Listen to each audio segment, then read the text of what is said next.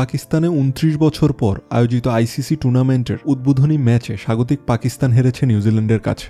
Toss জিতে পাকিস্তান নিউজিল্যান্ডকে প্রথমে ব্যাটিং করতে পাঠায়। নিউজিল্যান্ড ৫ উইকেটে ৩২০ রান করে।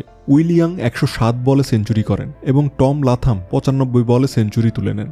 শেষে গ্লেন ফিলিপস ৩৯ বলে ৬১ রান করেন, যা নিউজিল্যান্ডকে বড় সংগ্রহ করতে সাহায্য করে। পাকিস্তানের বোলারদের মধ্যে নাসিম শাহ ও হ্যারিস রফ কিছু সাফল্য পেলেও তারা পুরোপুরি প্রতিপক্ষের ব্যাটিং থামাতে ব্যর্থ হন।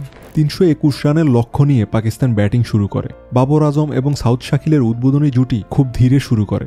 শাকিল ৬ রান করে আউট হন আর বাবর আজম ৮১ বলে ৫০ রান করেন। ফখর জামান চোটের কারণে দেরিতে ব্যাটিং করতে আসেন। বাবর ৯০ বলে ৬৪ রান করে আউট হন, যা পাকিস্তানের জন্য সমস্যা সৃষ্টি করে। পরে খুশদিল শাহ ৪৯ বলে ৬৯ রান করেন। তবে তার বিদায়ের পর পাকিস্তান আর লড়াই করতে পারেনি। শেষ পর্যন্ত পাকিস্তান ২৬০ রানে অল আউট হয়ে যায়। নিউজিল্যান্ডের বোলিংয়ে ম্যাট হেনরি ও মিচেল স্ট্যান্টনার চমৎকার পারফর্ম করেন। নিউজিল্যান্ড ৬০ রানের ব্যবধানে বড় জয় লাভ করে, যা তাদের পরবর্তী ম্যাচে আত্মবিশ্বাস বাড়াবে।